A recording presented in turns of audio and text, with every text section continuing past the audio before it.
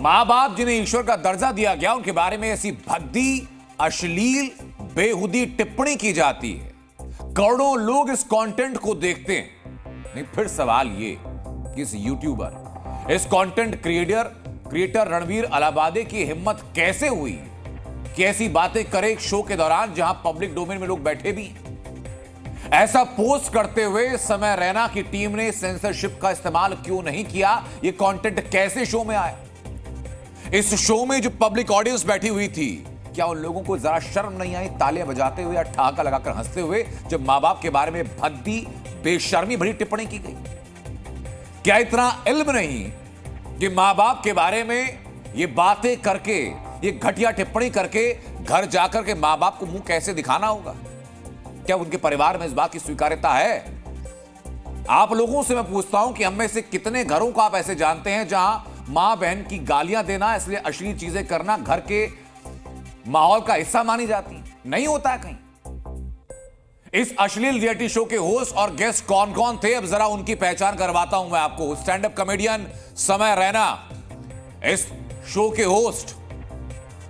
Content creator Apoorva Makhija, उनकी भी टिप्पणी सुनाऊंगा मैं आपको। यूट्यूबर आशीष चंचलानी, कॉमेडियन जसप्रीत सिंह, ये सब लोग बैठे हुए थे उसी पैनल में और हिस्सा बने थे उस पैनल का। और में दो लोग वो जो अश्लील, अभद्र, निचले दर्जे की टिप्पणी कर रहे थे। तो आज मैं सवाल पूछता हूं कि लोगों को बैन क्यों नहीं किया जाना चाहिए?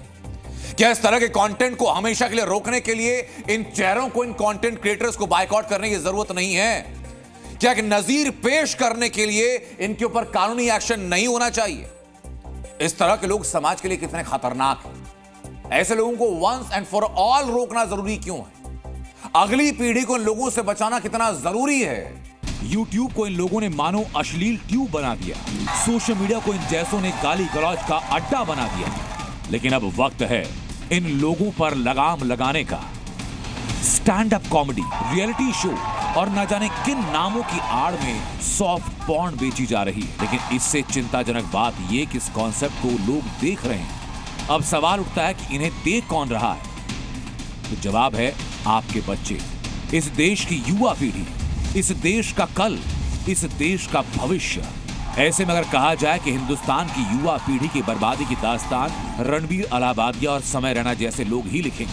कंटेंट क्रिएशन के नाम पर जो चीज युवा पीढ़ी को परोसी जा रही है, वो कंटेंट कोरोना महामारी से कम है। और इस महामारी का सबसे नया वेरिएंट है ये शो, इंडियाज गॉट लेटेंट। एक ऐसा वेरिएंट जो दिखता है, जो उसे देखता है वो इससे इन्फेक्टेड भी होता है। और इस महामारी से अभी तक करोड़ों लोग बीमार हो चुके हैं।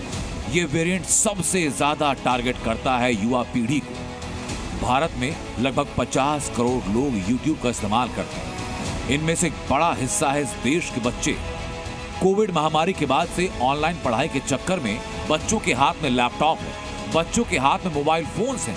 तो फिर सवाल ये कि इस तरह के कंटेंट से बच्चों को बचाया कैसे जाए? कहने को इस तरह के कंटेंट क्रिएटर शुरुआत में डिस्क्लेमर डालते हैं, 18+ का टैग लगाते हैं। लेकिन ये हम और आप अच्छी तरह से जानते हैं कि ये सिर्फ एक औपचारिकता है, एक फॉर्मेलिटी। फिर सवाल ये कि सरकार सोशल मीडिया कंटेंट के लिए सख्त पॉलिसी कब लाएगी? इस तरह के कंटेंट क्रिएटर्स पर लगाम कैसे लगेगी? फ्रीडम ऑफ स्पीच के नाम पर सॉफ्ट पॉर्न कब तक परोसा जाएगा? समय रैना के इस शो पर रणवीर अलाहाबादिया और पैनल पर मौजूद लोगों के बेहुदा कमेंट्स के बाद सोशल मीडिया पर हंगामा है। इनके खिलाफ एक्शन की मांग हो रही है और एक्शन लिया जा रहा है। नहीं, जैसे अश्लील और चरित्रहीन बातें की गई, जिस निचली दर्जे की फूहड़ बातें की गई, उसके बाद लोगों में जबरदस्त रोष है। कभी कभी होता है कि जो अभी रिसेंटली बहुत उनको ट्रोल किया गया, जो फादर के ऊपर से जोक हो रहा था या फिर कुछ ऐसे चीज़ें नहीं बोलने चाहिए क्योंकि किसी लोग को वो सच्ची हर्ट कर सकता है। कभी कभी उन लोग में बहुत ज़्यादा होता है, बहुत अश्लीलता या आती है, बहुत गाली गलौज होता है, तो उस पर अगर लोग ऑफेंस हो रहे हैं देन दैट इज़ फाइन, कि वो लोग करेक्ट है। और उन्होंने कम करना चाहिए, जो भी उनका गाली गलौज एंड ऑल जो भी है वो कर रहे हैं, कम करना चाहिए। ये पब्लिक रिएक्शन आपने सुना और मैं आपको सुनाने जा रहा हूं कि पॉलिटिकल रिएक्शन ऐसे फूहड़ कंटेंट को लेकर के क्या आ रहा है। फ्रीडम ऑफ स्पीच सभी को है, लेकिन हमारी फ्रीडम वहाँ समाप्त हो जाती है जब हम किसी और के फ्रीडम पर इंक्रोच करते हैं, और इस प्रकार का इंक्रोचमेंट ठीक नहीं है। बहुत ही आपत्तिजनक बात है। ये तो वेस्टर्न कल्चर में भी नहीं हो रहा है जो यहाँ हो रहा है। फ्रीडम ऑफ स्पीच की तो पूरी धजिया उड़ा दी है। हद है जिस बेशर्मी का इस्तेमाल इस शो के दौरान किया गया, और ये शो सिर्फ एक नजीर है। इसके पहले अनगिनत ऐसे उदाहरण हैं, अनगिनत ऐसे टिप्पणियां कि आप सुनेंगे तो शर्म से सर झुक जाए कि किस स्तर पर कॉमेडी के नाम पर फुहड़ता फैलाई जा रही है।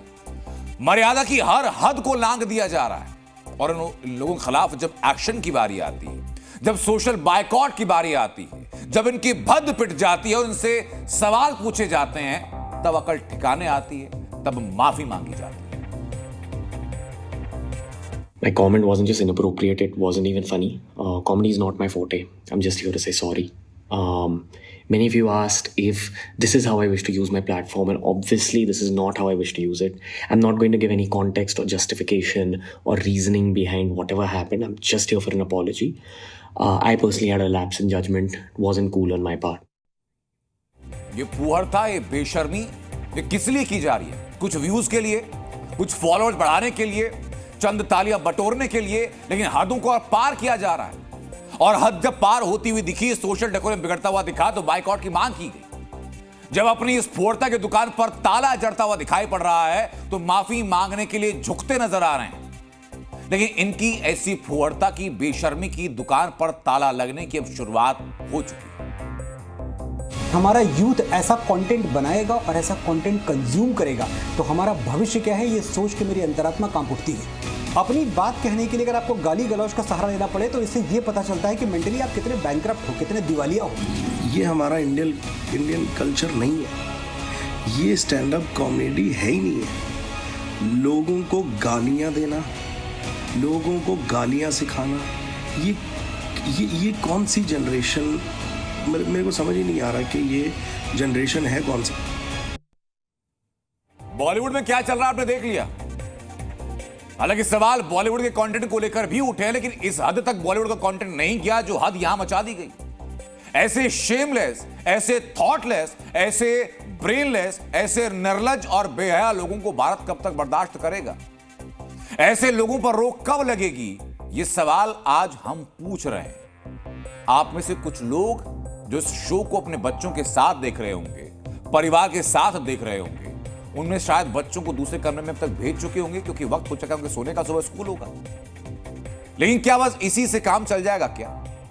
क्योंकि दूसरे कमरे में जाकर के अगर आपका बच्चा टैब इस्तेमाल करता है, स्मार्टफोन इस्तेमाल करता है, जाकर के यूट्यूब चलाता है, वहां इन्हीं लोगों को देखता है, यही संस्कार वो ग्रहण करेगा।